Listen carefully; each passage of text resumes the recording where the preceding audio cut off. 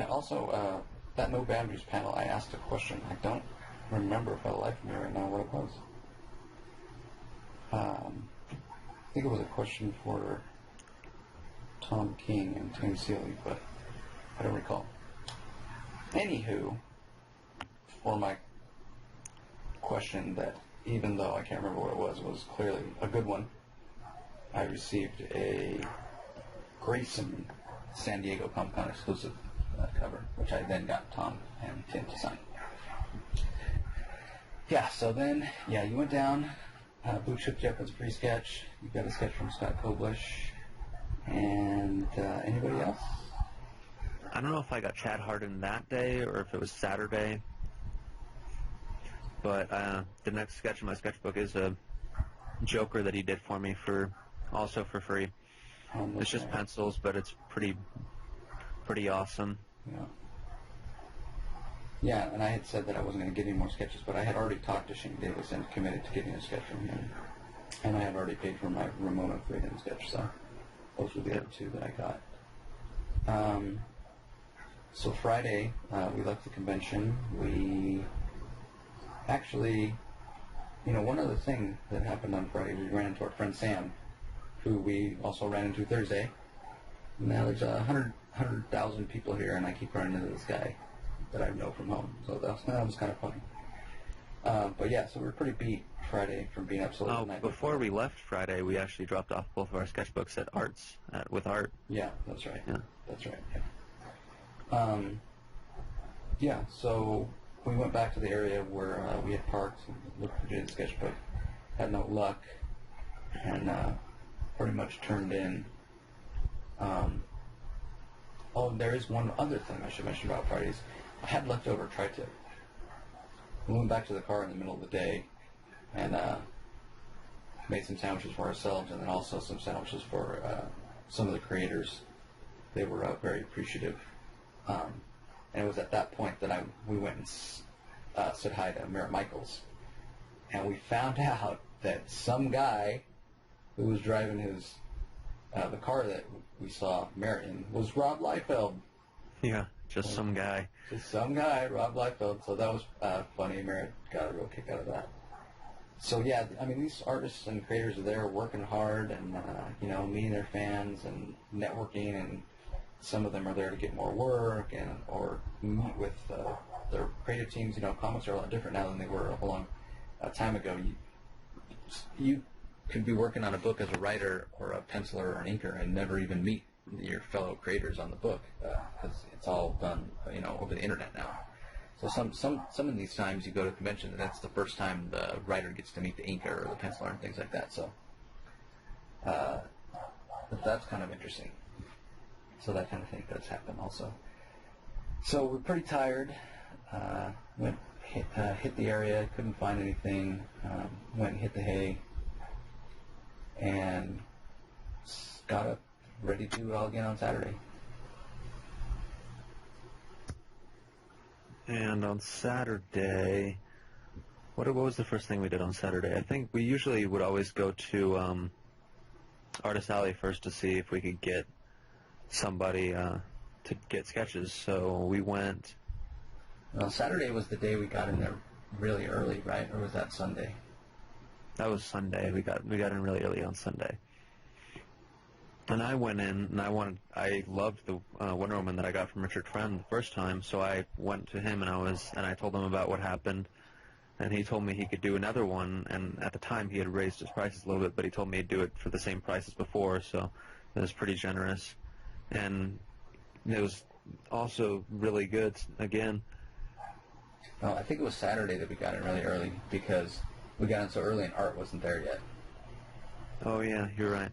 Yeah, so just like that sign that I had seen on Thursday said, if you actually got in the line, they would let that line in at 9. So that's probably another part of the reason that Mark Brooks's was already all filled up, because there was people in there, not realizing that we got in there later.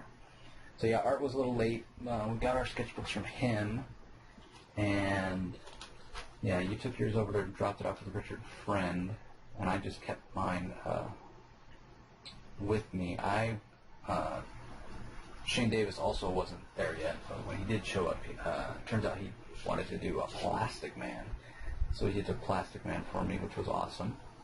Mm-hmm. And then I finally took my sketchbook over to Ramona Freydon and told her, hey, do whoever you want.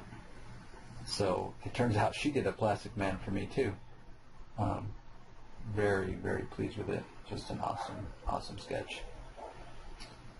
And so then I basically had my sketchbooks with me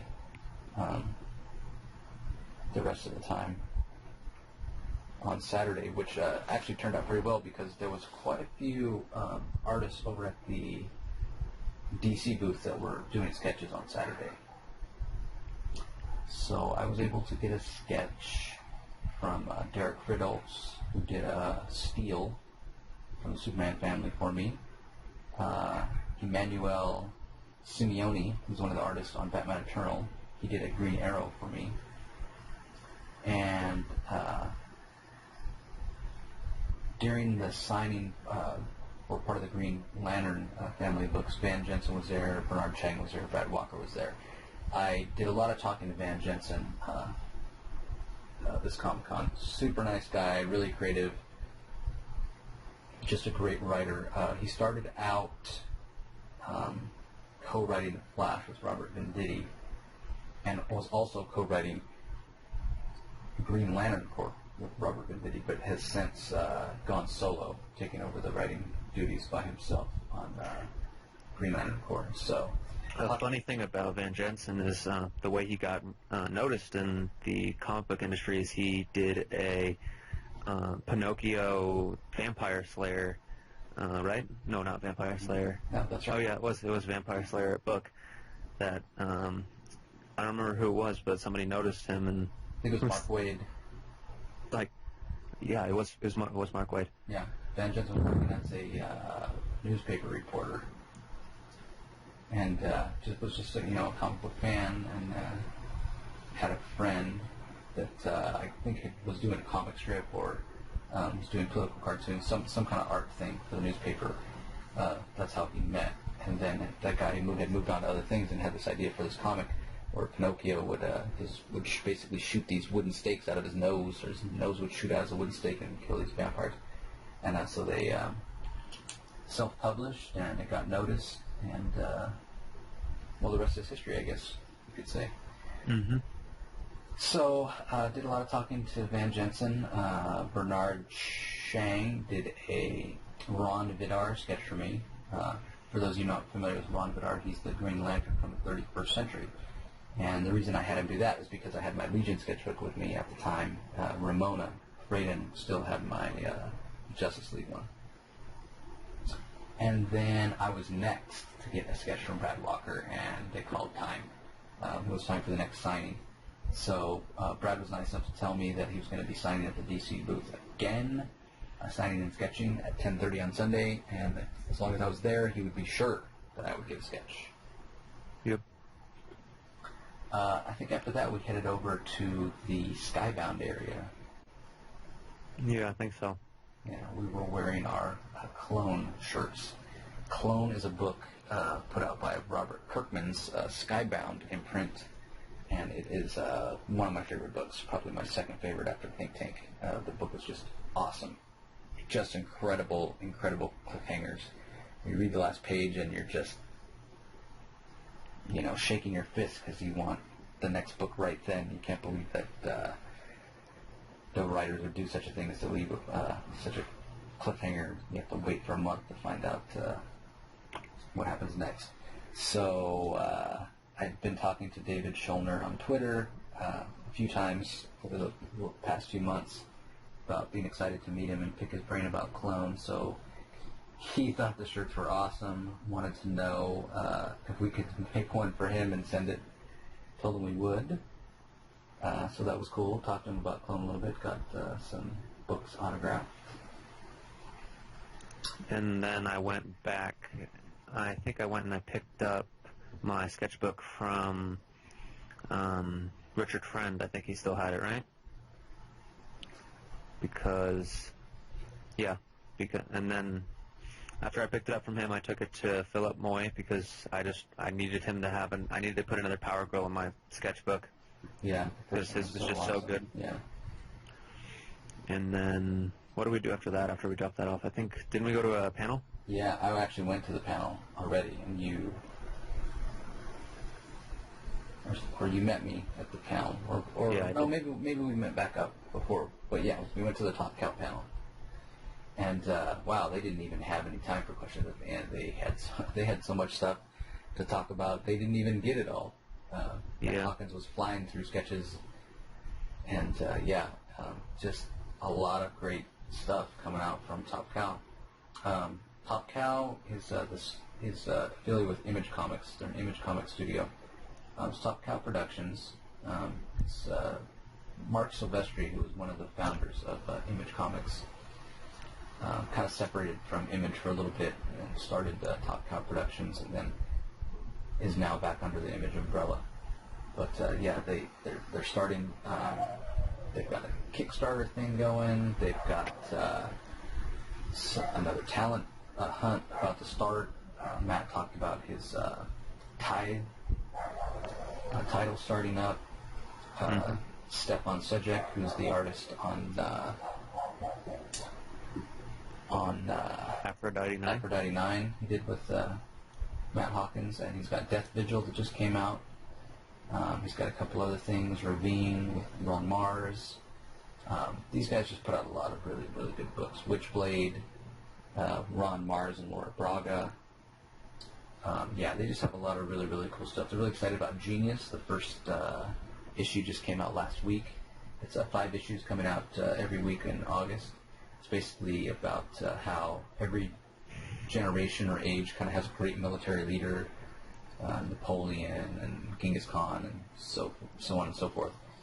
And basically this age's military genius turns out to be just this teenage chick that lives in East LA and decides that she wants to secede from the United States because she doesn't like the way that the citizens there are treated.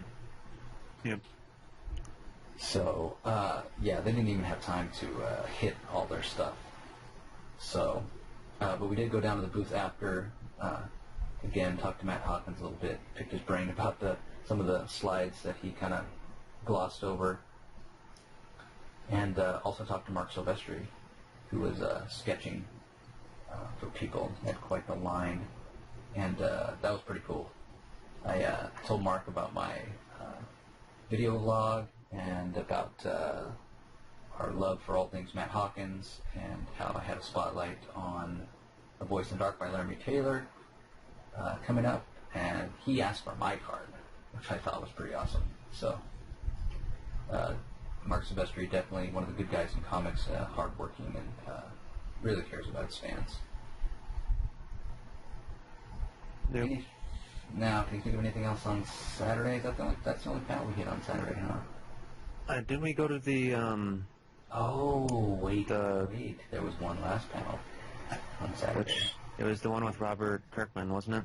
No, that was on Sunday. We went to a panel that was at the furthest room, 5 o'clock. Oh, yeah. Toward the end of the day, furthest room in the entire Comic-Con from the show floor. And that was the Valiant panel. And they really had a murderer's row of talent.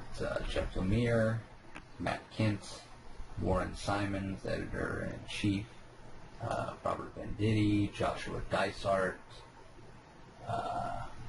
James Asmus was there also. Yes. Writer of Quantum and Woody. So yeah, that was awesome. It was good to see the guys, friends, poker night. To a man, we're all very saddened to hear about Jaden losing his sketchbook. And a couple really good cosplayers, a Quantum and Woody and a Bloodshot. No big announcements, no bombshells, but you could just tell the excitement in the voices of the creators, how well they're treated at that company, especially by Lemire. I mean, he pretty much said that, once his exclusive contract with DC was up, he couldn't wait to get started working on something for Valiant.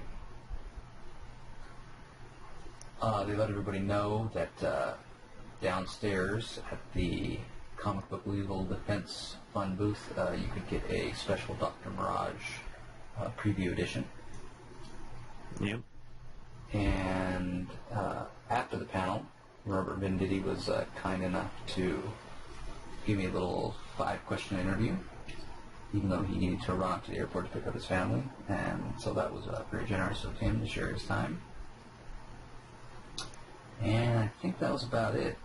You headed off right away after the panel. I think you wanted to go